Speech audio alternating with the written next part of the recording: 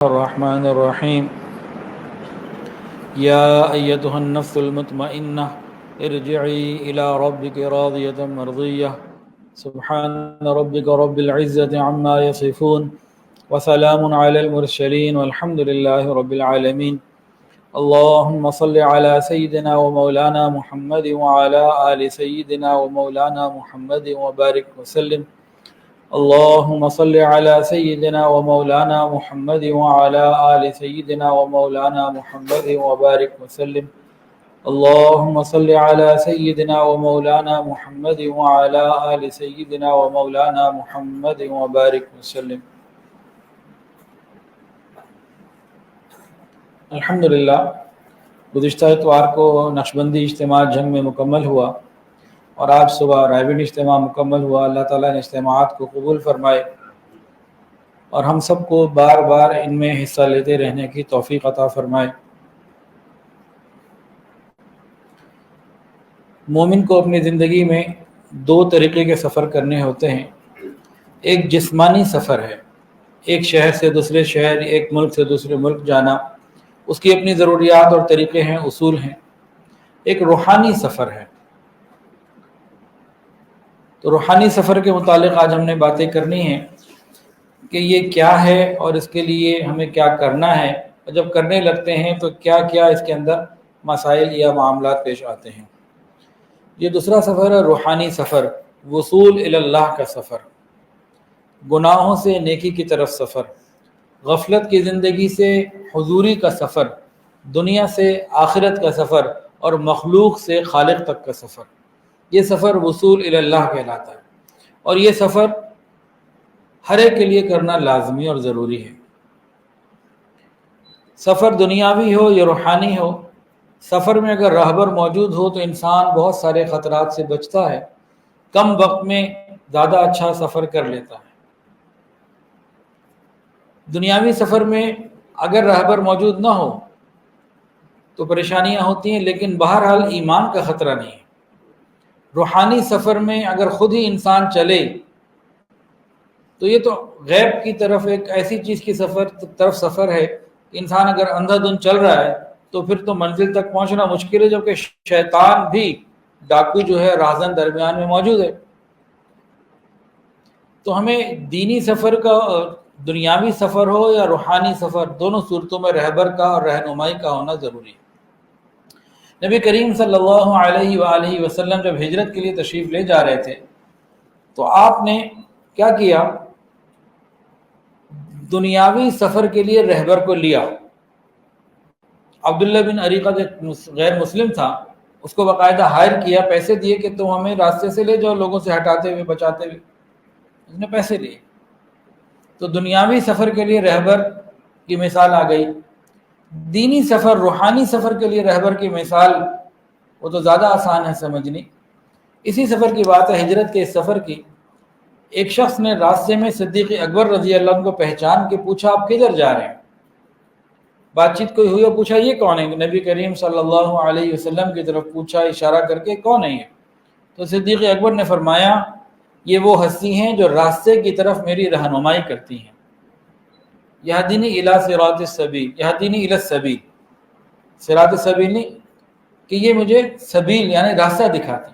وہ یہ سمجھا کہ دنیاوی راستہ، لیکن جناب ابوبکر صدیق رضی اللہ عنہ کی جو غایت تھی اس جملے سے کہ روحانی راستہ. تو روحانی راستے کے لیے بھی رہبر کی ضرورت ہوتی ہے. اب یہ روحانی سفر کی ابتدا کیسے شروع ہو؟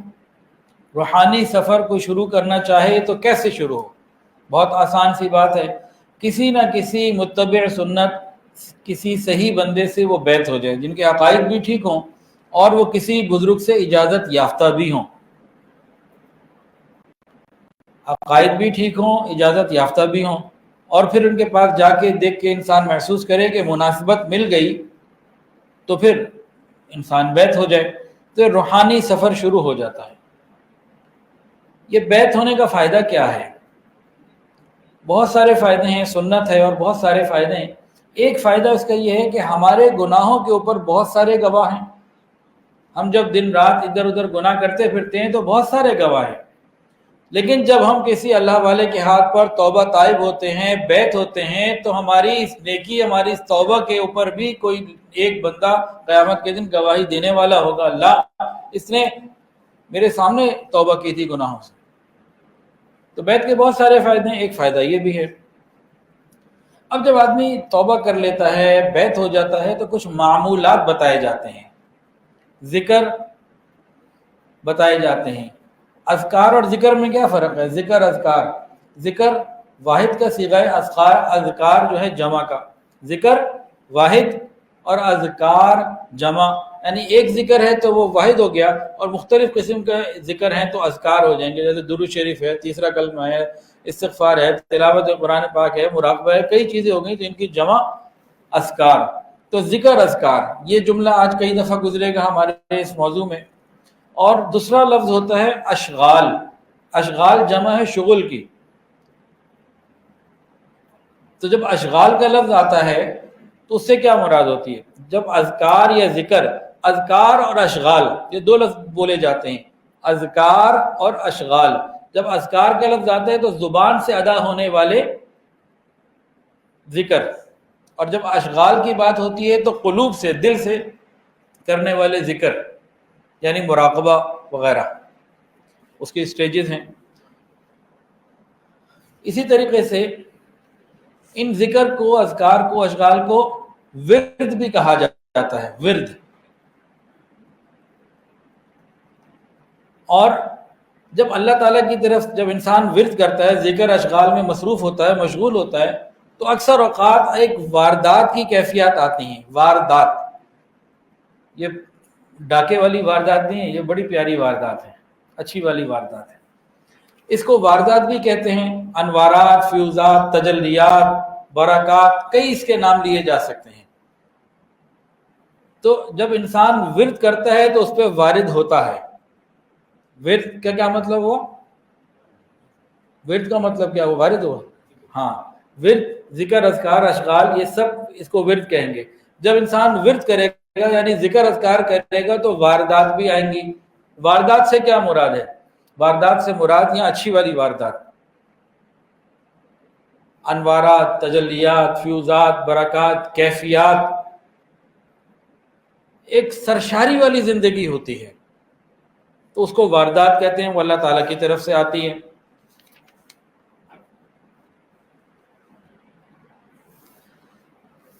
تو جب انسان بیعت ہوا، بیعت ہونے کے بعد معمولات بتائے گئے، معمولات کی پابندی، اذکار، اشغال، اوراد کی ورد اور اوراد جمع اور واحد، ورد واحد، اوراد جمع، واردات اوپر سے آنے والی چیز جو انسان کے اختیار میں نہیں ہے۔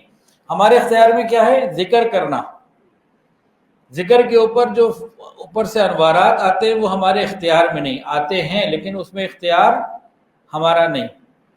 مراقبے میں بیٹھنا ہمارے اختیار میں ہے، لیکن ہم مراقبے میں بیٹھے ہیں اور اوپر سے واردات آئیں، انوارات، تجلیات، فیوزات، برکات، کیفیات، جو بھی نام دیجیے، تو وہ ہمارے اختیار میں نہیں ہے۔ لیکن یہ چند اصطلاحات ہیں جو ہمیں سمجھنی ہیں۔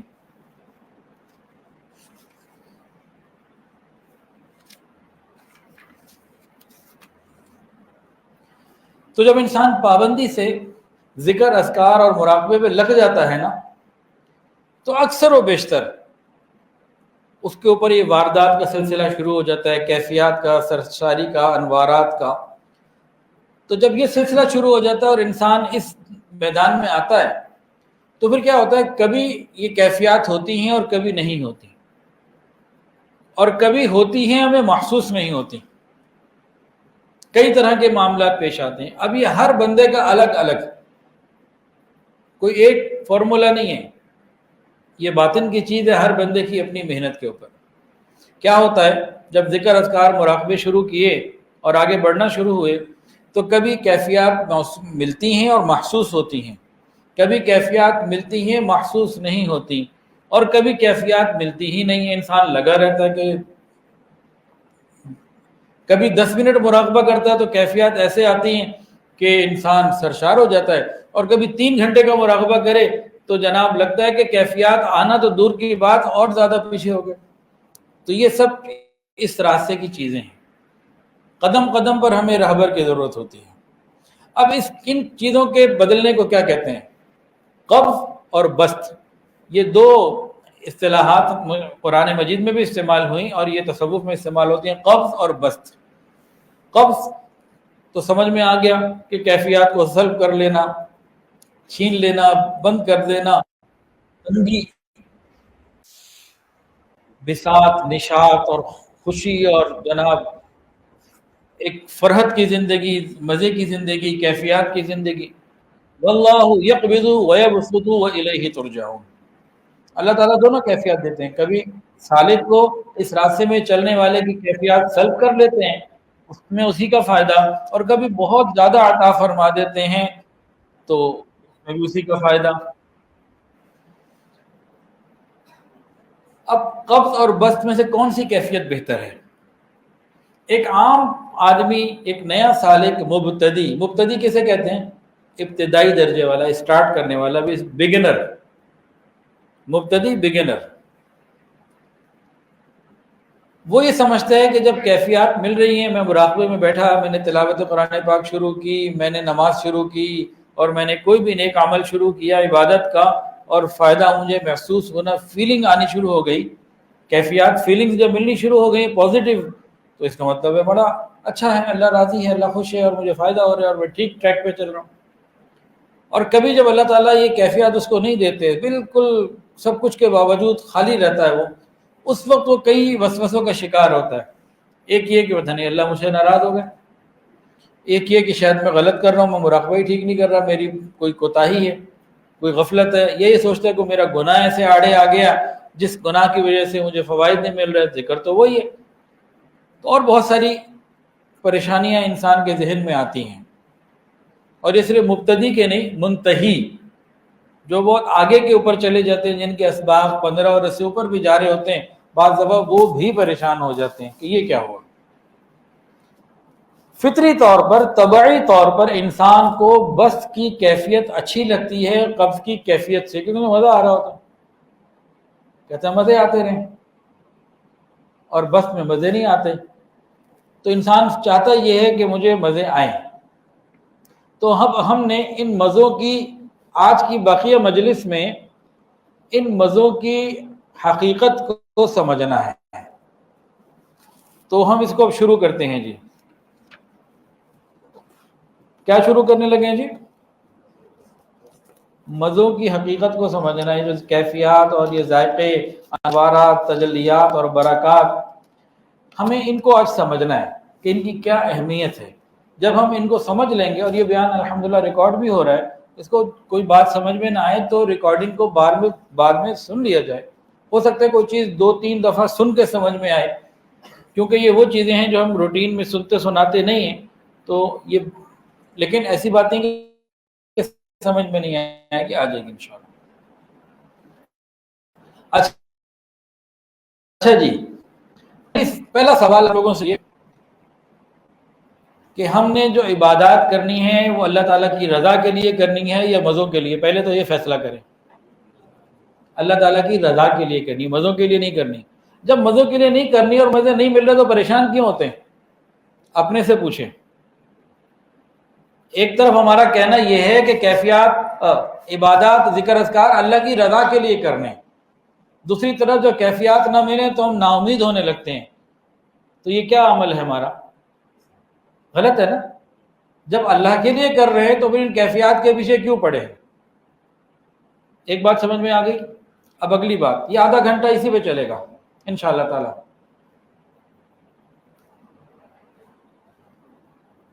لو جی، وہ بات ہی بھول گیا۔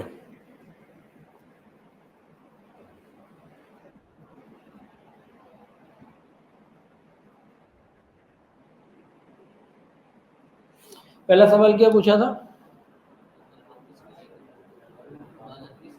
ہاں، عبادت کس کے لیے کر رہے ہیں؟ چلیں وہ پوائنٹ اگر یاد آ گیا تو انشاءاللہ۔ اچھا، انسان یہ محسوس کرتا ہے کہ جب کیفیات مل رہی ہیں نا تو اس وقت اللہ راضی ہے، اور نہیں مل رہی تو لگتا ہے اللہ تعالیٰ ناراض ہو گئے۔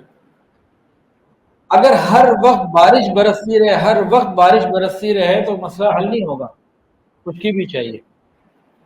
اگر دن میں سورج کی تپش چاہیے، چاندنی بھی، دونوں چیزیں ساتھ ہوں گی تو کام چلے گا۔ تو ہر وقت اگر احتیاط کی بارش ہوتی رہے تو اس سے فائدہ نہیں ہوگا اتنا جتنا کہ قرض کی کیفیت میں ہو۔ پھر ہم عبداللطف ہیں کہ عبداللطیف، لطف کہتے ہیں لطف کو بدے کو، اور لطیف اللہ کا نام ہے، تو ہم عبداللطف ہیں یا عبداللطیف؟ ہم عبداللطیف ہیں، ہم عبداللطف نہیں ہیں، لطف کے بندے نہیں ہیں، لطف کے لیے نہیں کرنا، ہم نے اللہ تعالیٰ کے لیے کرنا۔ اسی طرح ایک اور بات، یہ تو کیفیت ہیں، یہ خالق ہے یا مخلوق؟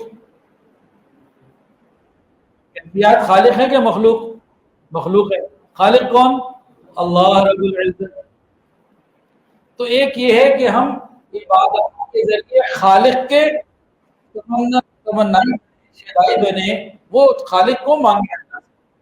ایک عبادت ہم خالق کے لیے کریں کہ خالق مجھے مل جائے، اور ایک اس لیے کریں کہ کیفیات مجھے مل جائیں۔ تو کیا ہوا کہ کیفیات کی طلب رکھنے والا مخلوق کی طلب رکھنے والا اللہ کی طرف اللہ، کیفیات کی طلب رکھنے والا یہ تو اللہ کی طرف نہ ہوا نا، سفر ہے وصول اللہ کا، راستے میں کیفیات نہیں ملی تو پریشان ہو گئے،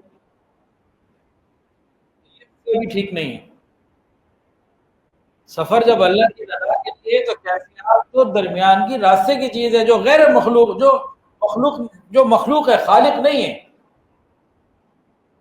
کیفیات جتنی ہی بلند کیوں نہ ہو جائے، مخلوق ہے۔ تو اگر ہم نے کیفیات کی خاطر مراقبے اذکار کیے، اوراد تو مخلوق کے لیے کر رہے ہیں، تو پھر عبادات کیفیات عبادات کس کے لیے کرنی ہے؟ خالق کے لیے یا مخلوق کے لیے؟ خالق کے لیے کرنی ہے، بالکل ٹھیک ہے۔ اب میں ایک کتاب ہے میرے پاس، اس میں سے چند باتیں پڑھوں گا، بہت مشکل کتاب ہے ہمارے لیے، کتاب ہے اکمال الشیم۔ یہ نظر آ رہی ہے جی؟ ویڈیو نظر آ رہی ہے؟ اکمال الشیم، اگر ہم یہ اردو بازار سے کہیں سے خرید کے رکھیں اور ساتھ ساتھ پڑھتے رہیں تو بہت مفید ہے۔ ان میں سے بعض باتیں، یہ کتاب کی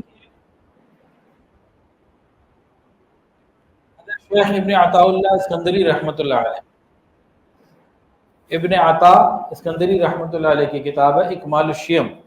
اصل تو عربی میں ہے لیکن یہ ترجمہ میرے پاس ہے، اور اس میں بڑی عجیب حکمت کی باتیں لکھی ہوئی ہیں۔ تصوف کا عطر اس کو کہتے ہیں، اس کتاب عطر، عطر تصوف۔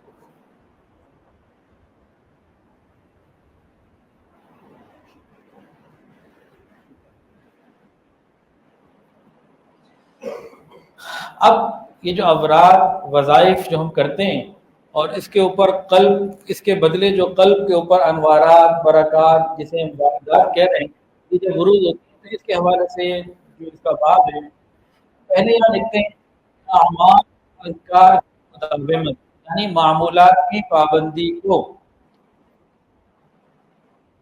حقیر سمجھنے والا سوائے جاہل کے کوئی اور نہیں ہو سکتا۔ اعمال اور معمولات کی پابندی کو حقیر سمجھنے والا سوائے جاہل کے کوئی اور نہیں ہو سکتا ہے۔ کوئی جاہل ہی ہوگا جو ان معمولات کو سمجھے۔ اور اسی کے اندر یہ بات بھی کہ معمولات کو تو وہ ہلکا لے اور کیفیات کو اونچا لے۔ تو سمجھے کہ اگر کوئی یہ سمجھتا ہے نا، اگر کوئی شخص یہ سمجھتا ہے کہ معمولات میں کر رہا ہوں یہ ہلکے ہیں، اور جو یاد اور واردات اوپر سے یاد آ رہی ہے وہ افضل ہیں، کہتے ہیں یہ بھی بے وقوف ہے۔ کیسی بڑی مشکل بات ہے، اس کو سمجھاتے ہیں انشاءاللہ۔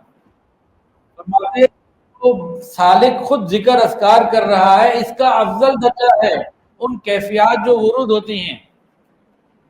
دلائل دی ہیں، فرمایا یہ جو بات ہے نا کیفیات تجلیات، یہ انسان کو آخرت میں بھی ملیں گی،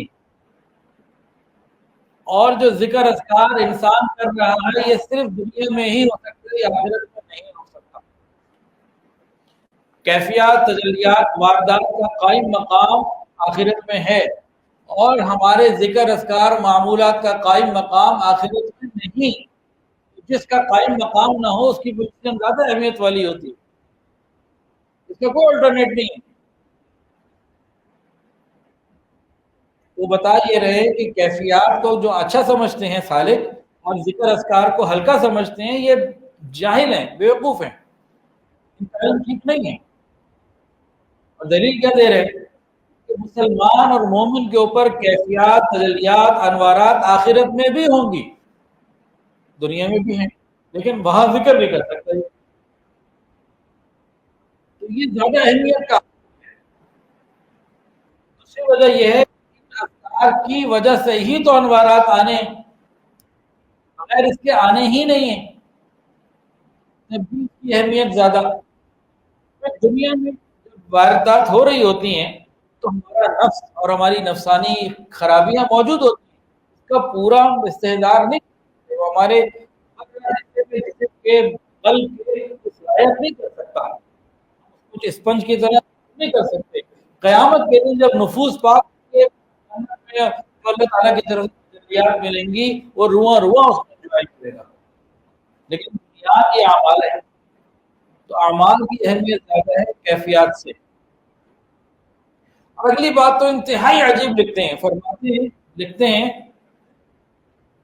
کہ ایک وہ چیز ہے جس کا تیرا رب تجھ سے طلبگار ہے، اور ایک وہ چیز ہے جس کا تو اپنے رب سے طلبگار ہے. تیرا رب تجھ سے مانگ رہا ہے تو ذکر کر. تیرے رب کی تمنا اور طلب تجھ سے یہ ہے کہ تم میری یاد میں بیٹھو، صبح شام مجھے یاد کرو. وَسَبِّحُوهُ بُكْرَةً وَأَصِيلًا. اور تیری تمنا طلب یہ ہے کہ مجھے کیفیات ملیں. تو فرماتے ہیں کہ تیری طلب کے اوپر تیرے رب کی طلب بہت آگے. اس وجہ سے بھی جو تیرا کام ہے ذکر کرنا، ان انوارات سے زیادہ بہتر ہے تیرے لیے. باتیں سمجھ میں آ رہی ہیں جی کہ نہیں آ رہی؟ آ رہی ہے. الحمدللہ.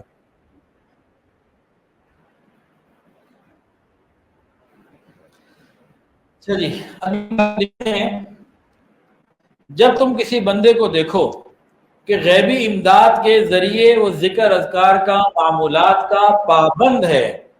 اگر کسی کو اپنے حلقے میں، ساتھیوں میں، بھائیوں میں، سالکین میں دیکھو کہ فلاں بندہ ذکر اذکار کا، معمولات کا، مراقبے کا، اذکار کا بھرپور پابند ہے، لیکن اس کے چہرے کے اوپر، اس کے حالات کے اوپر ظاہری طور پر وہ چیزیں نظر نہیں آ رہی جو نظر آنی چاہیے بھرپور طریقے سے.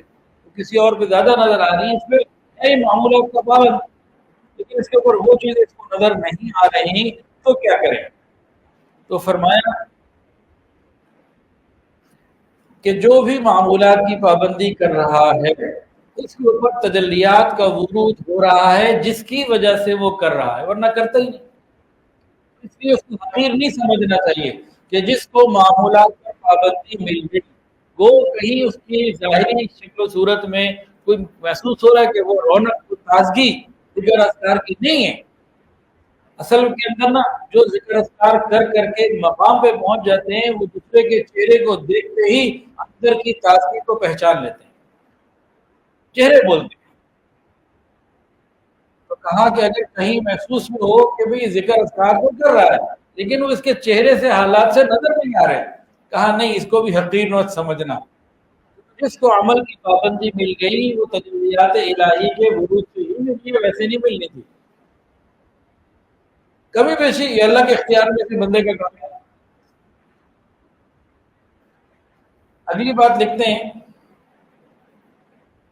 امداد الہی سے مراد یہاں پہ اللہ تعالیٰ کی مدد سے مراد یہی انوارات کا ورود، کیفیات اور اس سرشاری کی زندگی.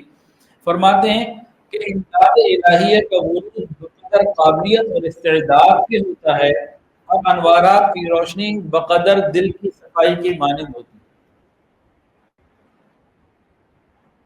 انوارات کا، تجلیات کا، کیفیات کا جو ورود ہوتا ہے، یہ امداد الہی اس کو انہوں نے نام دیا. یہ ہر آدمی کی اپنی قابلیت اور استعداد پر ہوتا ہے، اور انوارات کی روشنی جو آسمانوں سے آتی ہے وہ قلب کے اندر اترتی ہے بقدر قلب کی، دل کی صفائی. جتنا دل صاف ہو اب یہاں دو باتیں آ گئی، دل صاف کیسے ہو اور استعداد کیسے بڑھے، کہ وہ کیفیات آئیں گی استعداد کی بنیاد پر، یعنی استعداد بڑھانی چاہیے، اور ان انوارات کی روشنی سے فائدہ اٹھائے گا صاف دل، تو دل صاف کیسے ہو۔ تو یہ دو باتیں آ گئیں۔ اس کے لیے یہ لکھتے ہیں کہ ظاہری طہارت اور باطنی طہارت، ظاہری اعمال جو نماز روزہ حج زکوٰۃ سنتوں، ظاہری اعمال اور باطنی اعمال، ان چیزوں کے اوپر لگے رہنا لگے رہنا لگے رہنا استعداد بھی بڑھائے گا اور دل کو صاف بھی کرے گا۔ یعنی مایوسی کوئی نہیں، رکنا نہیں، بس لگے رہنا ہے لگے رہنا ہے۔ میرے اندر استعداد نہیں ہے، استعداد نہیں، اس سے یہ رونا رونے سے کہ میرے اندر استعداد نہیں ہے، یا یہ رونا رونے سے کہ میرا دل صاف نہیں ہے، مسئلہ حل نہیں ہوگا۔ مسئلہ حل کیسے ہوگا؟ کہ ہم ظاہری اور باطنی دونوں راستوں کو چلتے ہیں، شریعت کے اوپر بھی چلتے رہیں، طریقت کے اوپر بھی چلتے رہیں، باوضو رہنا، ظاہری آداب کا بھی خیال رکھیں اور باطنی معمولات کا بھی خیال رکھیں، چلتے رہیں گے استعداد بھی پیدا ہو جائے گی، قلب بھی صاف ہو جائے گا۔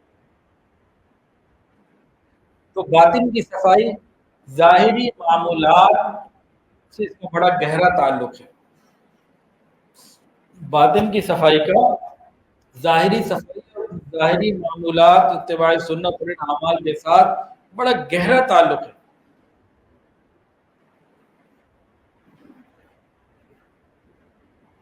اگلی بات لکھتے ہیں جی، وارد ہونے والے احوال کے اختلاف سے ہی مختلف اعمال اختیار کیے جاتے ہیں۔ جب اللہ تعالیٰ کی طرف سے کسی قلب کے اوپر کیفیات آ رہی ہوتی ہیں، اخبارات، تجلیات، تو مختلف قلوب کے اوپر مختلف قسم کی آ رہی ہوتی ہیں، اور جس کے دل کے اوپر جس قسم کی کیفیت آ رہی ہوتی ہے اسی طرز کا وہ عمل کر رہا ہوتا ہے۔ ہم دیکھتے ہیں کسی کو درود شریف میں بہت رغبت ہے، وہ بے پناہ درود شریف پڑھتا ہے۔ کسی کو استغفار سے رغبت، کسی کو دعاؤں کے مانگنے سے رغبت، میری بہنیں 2 گھنٹے دعا مانگتی رہتی ہے۔ اچھا، کسی کو تلاوت قرآن مجید سے رغبت۔ ہمارے پاس ایک صاحب ہیں، رمضان میں تو ایک قرآن مجید روزانہ اور باقی سارا سال 10 سپارے روز پڑھتے تھے آنا ہوا، اور رمضان میں روزانہ قرآن مجید کی تلاوت۔ کسی کو نوافل کے ساتھ رغبت، کسی کو اللہ کے راستے میں مال خرچ کرنے سے رغبت۔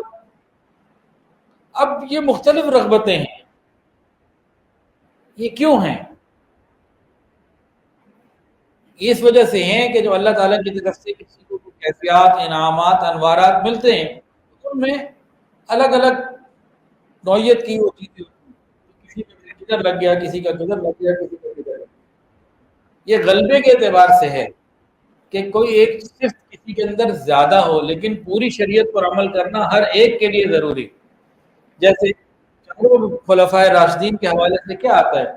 اگر حضرت صدیق رضی اللہ عنہ کے بارے میں آتا ہے کہ بڑے نرم دل تھے، تو کیا باقی کوئی سخت تھے؟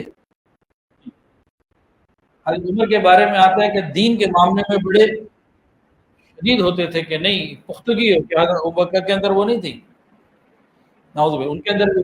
حضرت عثمان غنی کے بارے میں حیا میں بہت بڑے ہوئے تھے، کیا نعوذ باللہ کسی کے اندر حیا کم تھی؟ باقی حضرت علی رضی اللہ تعالیٰ عنہ شجاعت میں بہت آگے تھے، کیا نعوذ باللہ باقی بزدل تھے؟ نہ۔ کسی صفت میں کسی کو خاص مقام مل گیا، لیکن باقی تمام چیزیں سب میں موجود تھی۔ تو فرائض اور واجبات اور سنتوں کے اندر اعتدال سے انسان چلتا رہے، پابندی سے چلتا رہے، اور کوئی ایک صفت کسی میں زیادہ ہے تو بہت بہتر ہے۔ اور یہ کیوں فرق آتا ہے؟ یہ فرق انسان کا اپنا چناؤ نہیں ہے، انسان کا اپنا چناؤ نہیں ہے، چننے والے کا چناؤ ہے کہ کس کو کدھر لگا۔ چلو بھائی، آپ کو درود شریف کی محبت زیادہ ڈال دی، آپ کو تلاوت کی ڈال دی، آپ کو ثقافت کی ڈال دی، آپ کو خدمت، کچھ لوگوں نے خدمت کرنے کا شوق ہوتا ہے، وہ لوگوں کی خدمت کرتے ہیں، مختلف اوپر سے معاملہ چلتا ہے، تو یہ معاملہ اوپر سے ہے۔ اگلی بات لکھتے ہیں، احوال کی خوبیاں اعمال کی عمدگی کا نتیجہ ہے۔ احوال کی خوبی اعمال کی عمدگی کا نتیجہ ہے۔ احوال سے کیا مراد ہے؟ یہی کہ قلبی کیفیات اور اس طرح کی ساری معاملات اور چیزیں، یہ جب بہت خوب ہوتی ہے تو کیوں خوب ہوتی ہے؟ کہ انسان کے اعمال عمدہ ہوتے ہیں، جتنے اعمال عمدہ ہوں گے اتنے احوال خوب ہوں گے۔ اب اعمال عمدہ کیسے ہوں گے؟ اتباع سنت سے، ذکر کی کثرت سے، ذکر کی پابندی سے، اس سے یہ اعمال خوبصورت ہوں گے، عمدہ ہوں گے، تو احوال خود بخود بہتر ہوتے چلے جائیں گے۔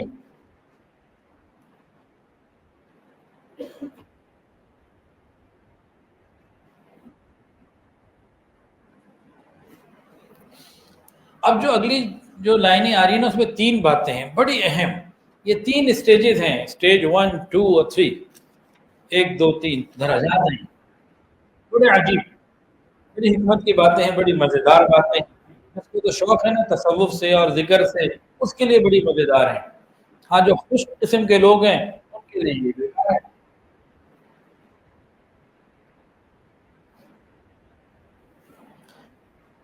یہ عبارت پڑھنے سے پہلے میں تمہید اس کی باندھ دیتا ہوں۔ یہ تین باتیں بڑی اہم۔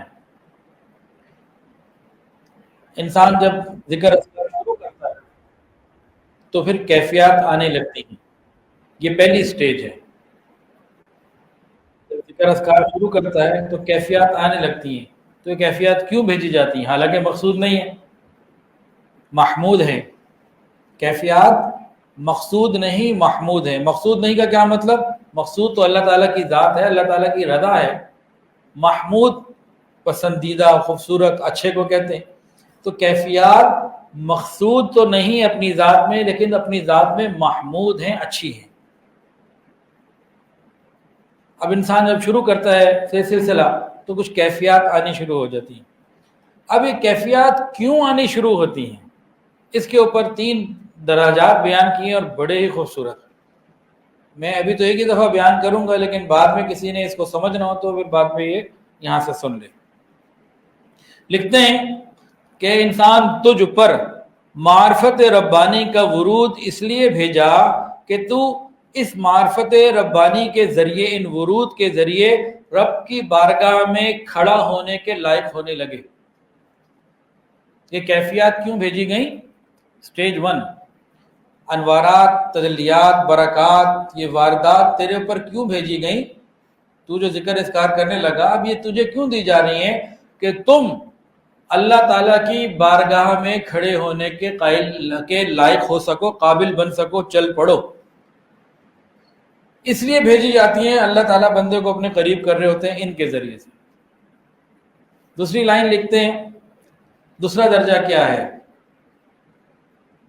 یہ واردات تجھے اس لیے دی جاتی ہیں کہ اغیار، غیروں کے پنجے سے تجھے چھٹکارا دے دے، شہوانیت اور نفسانیت کی غلامی سے آزادی دے دے۔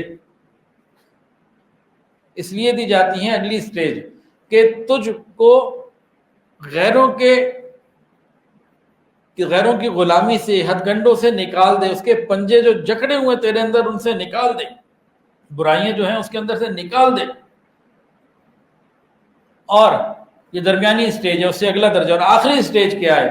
یہ واردات بالآخر تجھے اس لیے دی جاتی ہیں کہ تیرے وجود کو، تیرے ہی وجود کے قید خانے سے نکالے اور اللہ تعالیٰ کے وسیع میدان میں، جو مشاہدہ حق کا وسیع میدان ہے، اس کے اندر تجھے داخل کر دے۔ تیسری بات کیا ہے؟ تیرے وجود کو قید خانے سے نکال کر مشاہدہ حق کے وسیع میدان میں داخل کرے۔ اب جناب یہ عبارت پڑھی ہے، یقیناً کسی نہ کسی کے سر میں تو درد ہوا ہوگا، یار یہ پڑھا کیا ہے، سمجھ نہیں آئی۔ اگر سمجھ میں آ گئی ہے تو اگلی شروع کرتے ہیں، سمجھ نہیں ہے تو اس پہ تفصیل بتائیں کیا کروں؟ وضاحت ہو جائے؟ یہ مولانا فرما رہے ہیں کہ صرف تیسری بات کی وضاحت ہو جائے یا تینوں کی مکمل ہو جائے؟ تینوں کی ہو جائے، بات پوری ہو جائے۔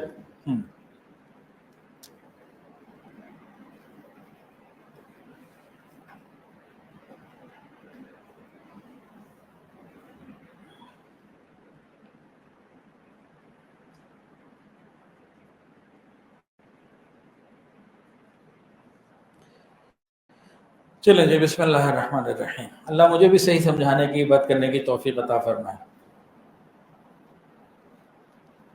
ان تین جملوں کا جو مفہوم ہے وہ اس طریقے سے ہے کہ انسان جب تصوف میں داخل ہوا، ذکر اذکار شروع کیے. اب ذکر اذکار کرنے کے بعد کیفیات کا آنا شروع ہوا. یہ کیفیات کیوں بھیجی گئیں؟ تاکہ یہ آہستہ آہستہ معمولات کر کر کے اللہ کے راستے میں وصول اللہ کا سفر کرتے کرتے اس آخری مرتبے تک پہنچ جائے جو مشاہدہ حق کے وسیع میدان کا ہے. ابتدا کہاں سے ہوگی؟ ذکر اذکار سے. ذکر اذکار شروع کیے، کیفیات آنا شروع ہوئی. کیفیات کیوں ڈالی گئی، بھیجی گئی؟ کہ اس کو اللہ اپنی طرف کرنا چاہتے ہیں. اب اس نے کرنی شروع کر دی. یہ پہلی سٹیج میں کیا ہے؟ کبھی کیفیات آئیں، کبھی نہیں آئیں، کبھی دن، کبھی رات، کبھی قبض، کبھی بست، کبھی غفلت، کبھی حضوری، چل رہا ہے. لیکن اس ٹریک پر آ گیا. آخری منزل پہ جانے کے لیے پہلی منزل پہ پہنچنا ضروری. جو پہلی پہ نہیں پہنچا تو وہ آخری پہ تو نہیں پہنچے گا. ابھی یہاں سے مجھے کراچی جانا ہے، میں اگر بائی روڈ جا رہا ہوں تو موٹر وے پہ آ کے ملتان تو پہنچنا ہے نا، پھر سکھر ہے، پھر کراچی ہے. تو کراچی جانا ہے تو پہلے ملتان تو آئے. تو درمیان میں اس قسم کی کیفیات آئیں گی. سائی بندہ چل پڑا، ایک بات. دوسری بات، اغیار کے پنجے سے تجھے چھوڑایا.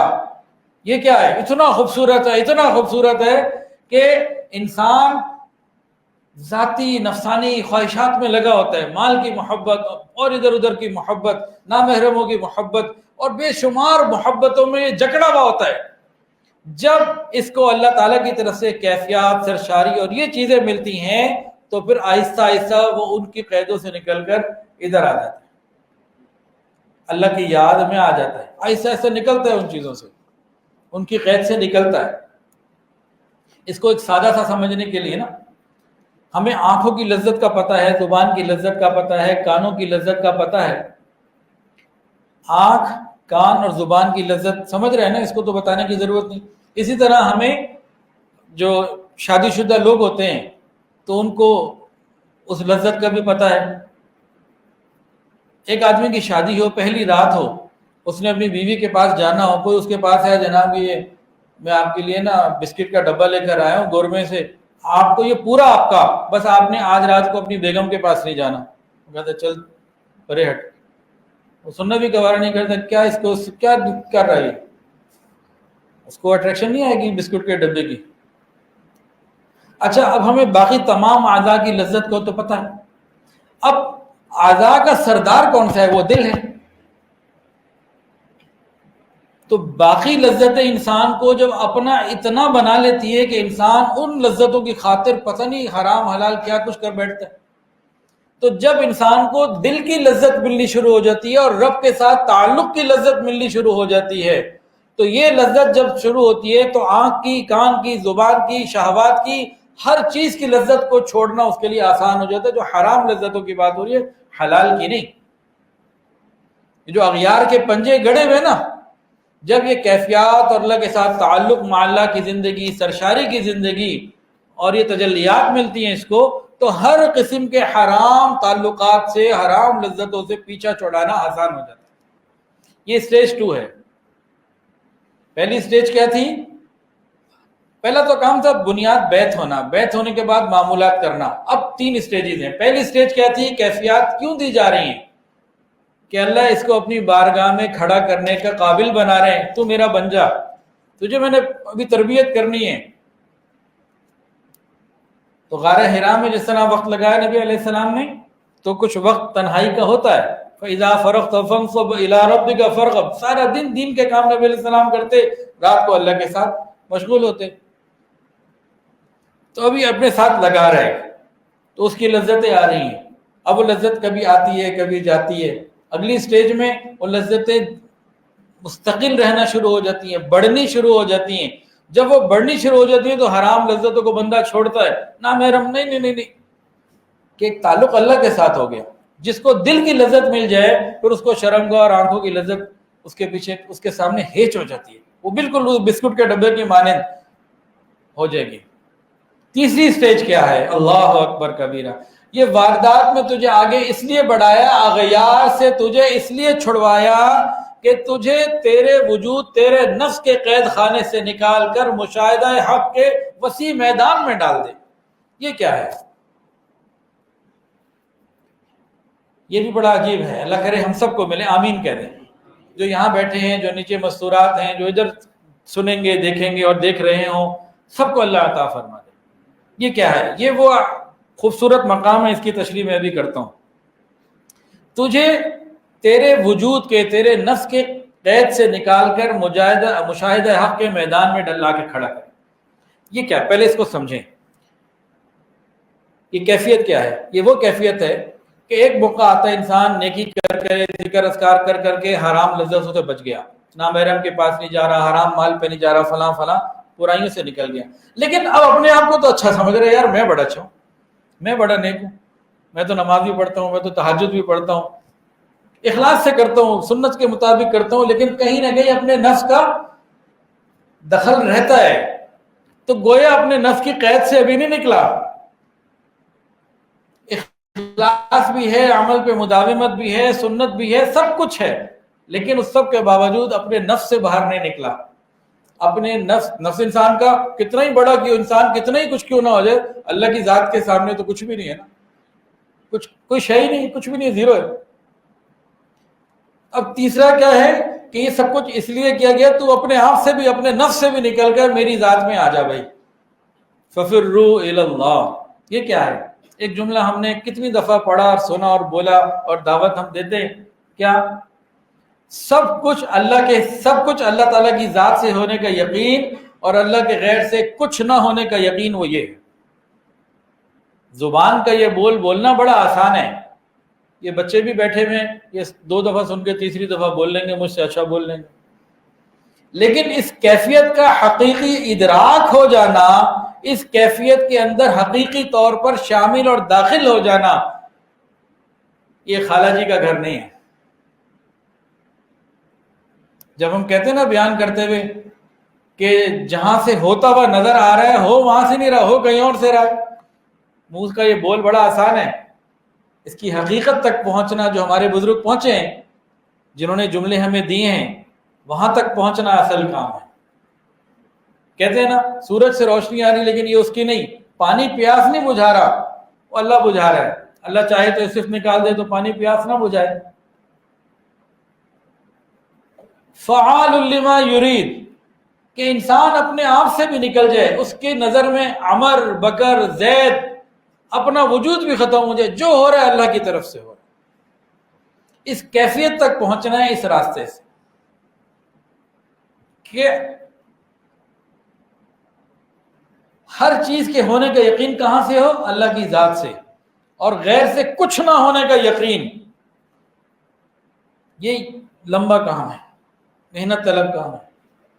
اس کی مثال ہمارے سلسلہ عالیہ نقشبندیہ میں جو بیت ہوتے ہیں، پھر پہلے تو 6 معمولات ہیں، پھر اسباق ہیں. اسباق ٹوٹل ماشاءاللہ 35 ہیں. جو 11واں سبق ہے اس کی کیفیات کے اندر یہ چیز مل جاتی ہے. وہ کیا؟ وہ ایک بزرگ تھے، بلکہ 2 واقعات حضرت جی نے لکھے ہیں. ایک تو حضرت جی نے لکھا ہے، حضرت نے لکھا ہے یا کہاں پڑھا ہے. اس کیفیت کے 2 واقعات میں آپ کو سناتا ہوں. ایک اللہ والے تھے، کہیں جا رہے تھے، بارش ہو رہی تھی، ہلکا پھلکا پانی پڑا ہوا تھا. سامنے سے 2 میاں بیوی آ رہے تھے. ان بزرگوں کا کہیں پانی پہ پاؤں پڑا، پانی اچھلا تو جناب بیوی کے کپڑوں پہ پڑ گیا. شوہر کو غصہ ہے، تھپڑ ماریا، شرم نہیں آتی. چلے جائے آگے گئے تو ایک حلوائی تھا، وہ بڑا شکر ہے یا اللہ موسم بڑا اچھا ہو گیا، لوگ آئیں گے دودھ پینے، آج میری سیل اچھی ہوگی.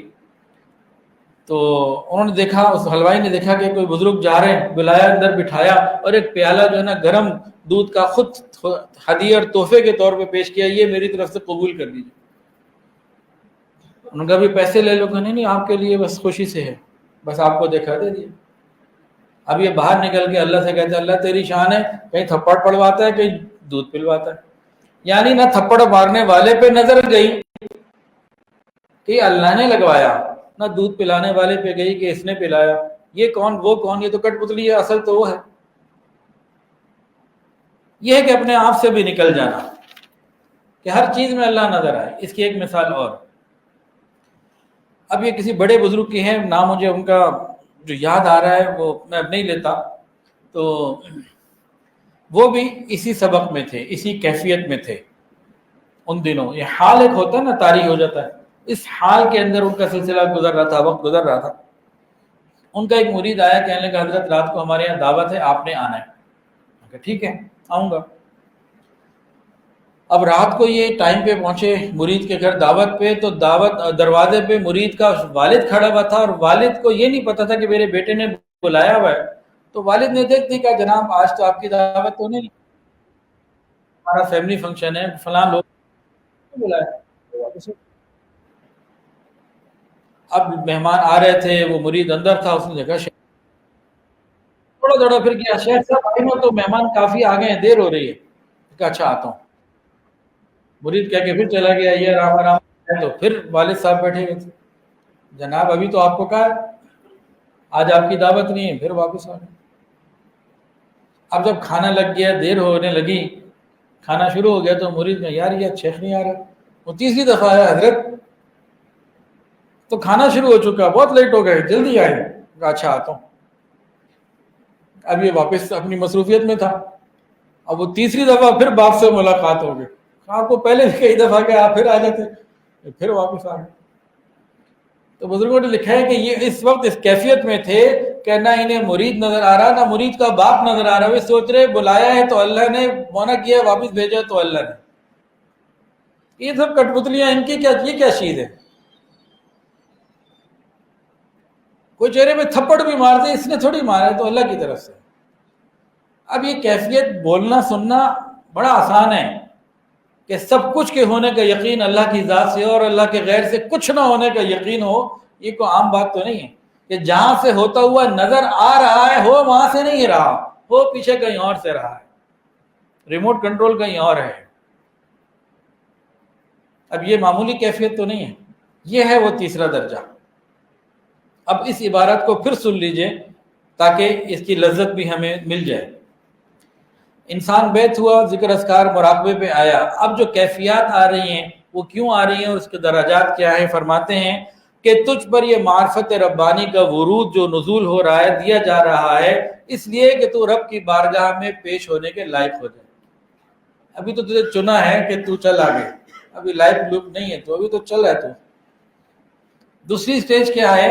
یہ کیفیات لذات تجھے اس لیے دی جا رہی ہیں کہ تو شہوانیت اور نفسانیت کے پنجوں سے نکل جا، ان سے آزاد ہو کے میرا ہو جا.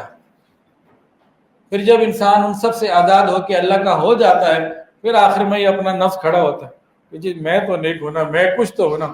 یہ میں سب سے آخر میں نکلتی ہے. پھر جب میں نکل جاتی ہے اور اپنا وجود کہ مجھ سے یہ، میں کچھ نہیں، میرا کچھ نہیں، مجھ سے کچھ نہیں، جب یہ بندہ میں سے نکلتا ہے نا کہ جو ہو رہا ہے اللہ کی طرف سے ہے. یہ انا الحق ایک بزرگ کی زبان سے نکلا تھا، انہیں شہید کر دیا گیا. کہ جملہ کیسے نکلا؟ کہ وہ کیفیات بندے کی کہیں اور نکل جاتی ہیں کہ سب کچھ اللہ کی ذات سے ہونے کا یقین، اللہ کے غیر سے کچھ نہ ہونے کا یقین. فعال لما یرید، یہ پھر کیفیات آگے جا کے ملتی ہیں. ہمارے بزرگوں کو ملی، اللہ ہمیں بھی عطا فرمائے.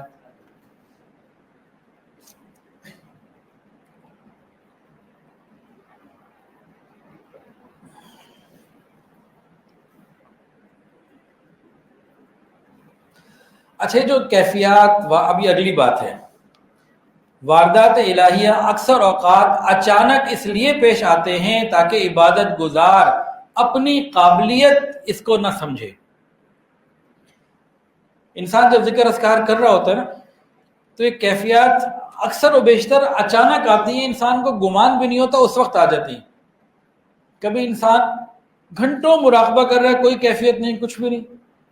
اور کبھی انسان کہیں بیٹھا ہوا ہے، شادی میں گیا ہوا ہے، لوگوں سے بات چیت کر رہا ہے، یا نماز پڑھ رہا ہے، یا ذکر کر رہا ہے، اچانک ایسی کیفیات کا غلبہ ہوتا ہے کہ انسان ایک عجیب حال میں چلا جاتا ہے. اور انسان جب چاہے کہ اب میں سارے کاموں سے ہٹ کٹ کر بیٹھ گیا ہوں اور اب میں 6 گھنٹے مراقبہ کروں گا، تو 6 گھنٹے 1 منٹ بعد مجھے کیفیات مل جائے گی. 600 گھنٹے کر لے تو نہیں ملتی. جو انسان چاہ رہا ہوتا ہے اس کے لیے سارے لوازمات پورے کرتا ہے تب نہیں ملتی ہیں، اور اچانک کسی وقت غفلت کے ماحول میں بھی ملتی ہے۔ غفلت سے مراد گناہوں کی غفلت نہیں، انسان ویسے ہی بیٹھا ہوا ہے، بیوی بچوں کے ساتھ تو مل گئی، تو یہ جو اچانک جو ملنا ہوتا ہے کیوں ہوتا ہے، یہ ایک سوال ہے۔ ایسا ہوتا ہے جی آپ لوگوں کے ساتھ بھی کہ آپ لوگوں کو ٹائم طے کر کے ملتی ہے؟ ہاں جی وقار بھائی، اچانک ہی ہوتا ہے۔ یہ اچانک کیوں ہوتا ہے؟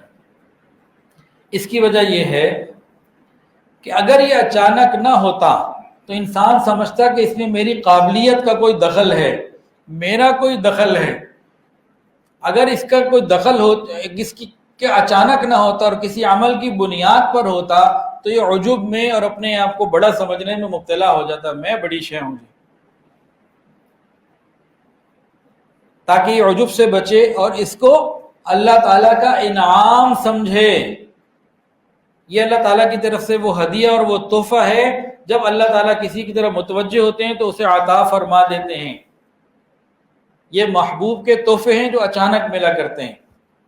اگر یہ کسی پابندی وقت کسی چیز کے ساتھ مخصوص ہوتے، اتنا ذکر کرو گے تو یہ ملے گا، تو اس میں وہ لذت نہ ہوتی جو اب آتی ہے۔ اچھا جی، یہ بات سمجھ میں آ گئی جی۔ اگلی بات، سالک کو اپنی واردات کا بیان کرنا اپنے شیخ کے علاوہ کسی کو بھی بیان کرنا مناسب نہیں۔ سالک اپنی کیفیات کا اظہار سوائے اپنے شیخ کے اور کسی سے نہ کرے، کیونکہ اگر یہ کرے گا تو اس کا دوسرے سے ذکر کرنا اس کیفیات کی تاثیر کو کم کر دے گا، اور یہ کہ یہ بندہ اپنے پروردگار کے ساتھ پھر سچا نہیں رہا۔ اس میں 3 باتیں لکھی ہیں۔ یہ کیفیات جب آتی ہیں شیخ کو تو بتانا ضروری ہے، شیخ کے علاوہ کسی اور کو بتائے گا تو کیا نقصان ہوگا؟ تو تاثیر کم ہو جائے گی۔ دوسرا، اپنے نفس کی بڑائی، نفس کو خوشی ہوگی، نفس کی اچھی خواہشات بھی ہوتی ہیں، بری خواہشات بھی ہوتی ہیں۔ جب انسان اپنی کیفیات کسی اور کو بتاتا ہے، ذکر کرتا ہے، تو اپنی بزرگی اور بڑائی بیان کر رہا ہوتا ہے کہ میں یہ ہوں، مجھے تو یہ کیفیت ملتی ہے، میرا یہ مقام، میرا یہ حال، اور میری مراقبے میں یہ کیفیت۔ جب اس قسم کی باتیں کرتا ہے تو اس سے نفس موٹا ہوتا ہے۔ مطلوب کیا ہے؟ ان کیفیات سے، ان واردات سے مطلوب نفس کے رذائل کو ختم کرنا ہے، توڑنا ہے۔ اور جب انسان خود اپنے منہ سے اپنی کیفیات شیخ کے علاوہ کسی اور کو بتاتا ہے تو یہ نفس کو موٹا کرتا ہے۔ ایک تو اس کی تاثیر کم ہوتی ہے، ہر آدمی جانتا ہے۔ دوسرا، اپنے نفس کو موٹا کر رہا ہوتا ہے۔ جو جس چیز کے لیے وہ بھیجی جا رہی ہیں، اس مقصد عالیہ کا یہ خود رکاوٹ پیدا کر رہا ہوتا ہے۔ وہ اس لیے بھیجی جا رہی ہے کہ نفس کمزور ہو، یہ نفس کو موٹا کر رہا ہے۔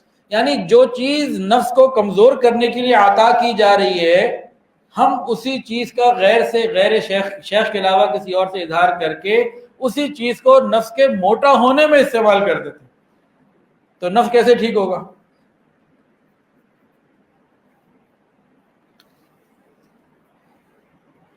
تو یہ بات بھی پوری ہو گئی جی۔ اب اگلی شروع کریں۔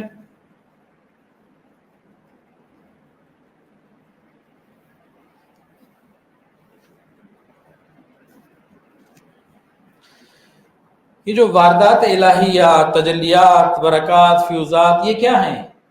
یہ اللہ تعالیٰ کے لشکروں میں سے ایک لشکر ہے۔ اللہ تعالیٰ کی طرف سے عطا کردہ ایک بہت بڑا انعام ہے۔ وَمَا يَعْلَمُ جُنُودَ رَبِّكَ إِلَّا هُوَ، اللہ فرماتے ہیں کوئی نہیں جانتا اللہ تعالیٰ کے لشکروں کی تعداد کون سی ہے، کتنی ہے، کیا ہے۔ تو یہ سب اللہ تعالیٰ کے لشکروں میں سے ایک لشکر ہے۔ اب یہ جو بات سمجھ لی تو میں یہ پڑھتا ہوں حکمت جو ہے۔ واردات الہیہ جب تجھ پر وارد ہوں گے، جب یہ کیفیات تمہیں عطا کی جائیں گی تو تمہارے اندر کی تمام بری عادات کو ملیا میٹ کر کے رکھ دیں گی، ان کی بنیادیں ختم کر دیں گی۔ کیوں؟ بڑی مزے کی بات کہ بادشاہ جب کسی بستی میں داخل ہو جاتے ہیں تو دشمنوں کو نیست و نابود کر دیتے ہیں، اور یہ تجلیات بارگاہ الہی سے آتی ہیں جو قہار بھی ہے۔ اب جو اس لشکر کے سامنے جو ہماری برائیاں اندر ہوتی ہیں وہ ساری تہس نہس ہو جاتی ہیں۔ اس میں 2 آیات قرآنیہ بھی ہیں۔ ایک سورہ نمل کی ان الملوک اذا دخلوا قریۃ افسدوها وجعلوا اعزۃ اہلھا اذلہ۔ حضرت مولانا اشرف علی تھانوی رحمۃ اللہ علیہ نے اس اپنی تفسیر میں اس آیت کے تحت لکھا ہے ان الملوک اذا قریۃ، کہ جب بادشاہ کسی بستی میں داخل ہوتے ہیں تو وہاں جو پہلے سے معززین ہوتے ہیں وہ اپنی حکومت قائم کرنے کے لیے ان کو اپنے دشمنوں کو ختم کر دیتے ہیں، مٹا دیتے ہیں۔ اب یہ جو کیفیات واردات ہیں یہ تو بادشاہ کا لشکر ہے، اللہ تعالیٰ اس میں دل میں داخل ہو رہا ہے۔ قلب کی بستی میں قریہ سے مراد دل کی بستی۔ تو جب اللہ اور اللہ تعالیٰ کی یاد، اللہ تعالیٰ اپنی یاد یعنی اپنے لشکروں کے ساتھ جب دل میں سما رہے ہیں، اس قریہ میں سما رہے ہیں، تو اب کیا ہوگا؟ اب جو اندر پہلے سے معزز ہیں، دنیا کی محبتیں، شہوانی نفسانی محبتیں، چاہتیں، تعلقات، ان سب کو ذلیل کر کے باہر نکالیں، وہ نہیں رہے۔ اسی طرح ایک اور قرآن مجید کی آیت سورہ بنی اسرائیل کی، وَقُلْ جَاءَ الْحَقُّ وَزَهَقَ الْبَاطِلُ إِنَّ الْبَاطِلَ كَانَ زَهُوقًا۔ جب حق آ جاتا ہے تو باطل چلا جاتا ہے، جب حق آ جاتا ہے تو باطل چلا جاتا ہے۔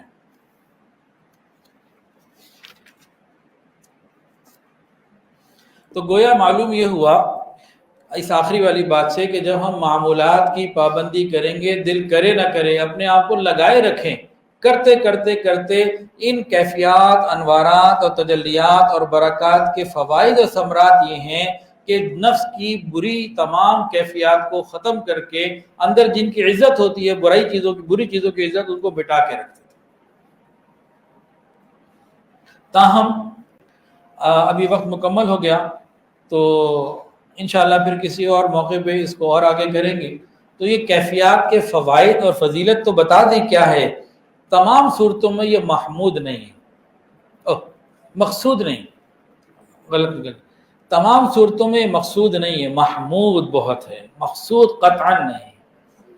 تو ہم نے کرنا کیا ہے؟ بس لگے رہنا ہے اعمال کی پابندی کے اوپر انشاءاللہ العزیز۔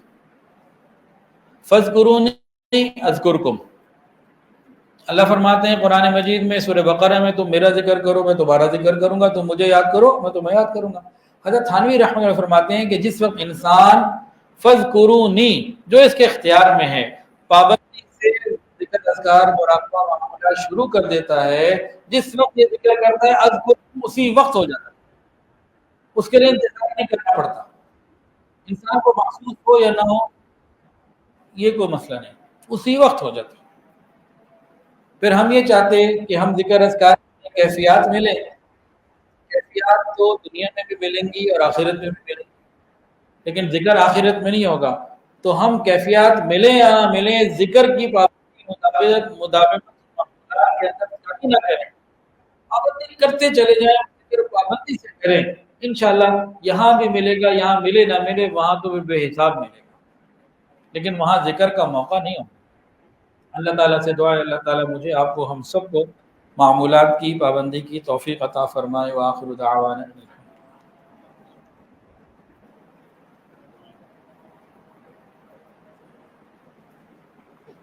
یہ کتاب میں نے پہلے بھی بتائی تھی، عطر تصوف اس کو کہتے ہیں، کتاب کا نام اکمال الشیم ہے، ابن عطا اسکندری رحمۃ اللہ علیہ کی لکھی ہوئی ہے، اکمال الشیم۔ تو بعد میں اس کی کوئی تصویر لینا چاہے تو لے سکتا ہے، کتاب نہیں۔ توبہ کے کلمات پڑھ لیجیے، ساتھ ساتھ پڑھ لیجیے۔ بسم اللہ الرحمن الرحیم، لا الہ الا اللہ محمد الرسول اللہ، اشہد ان لا الہ الا اللہ واشہد ان محمد عبدہ ورسولہ، استغفر اللہ ربی من کل ذنب واتوب الیہ، استغفر اللہ ربی من کل ذنب واتوب الیہ، استغفر اللہ ربی من کل ذنب واتوب الیہ برحمتک یا ارحم الراحمین۔ تھوڑی دیر کے لیے مراقبہ کر لیجیے، آنکھوں کو بند کر لیجیے، سروں کو جھکا لیجیے، یہ خیال کر کے بیٹھے ہیں کہ اللہ تعالیٰ کی طرف سے رحمت آ رہی ہے، میرے دل میں سما رہی ہے، اور میرا دل کہہ رہا ہے اللہ اللہ اللہ۔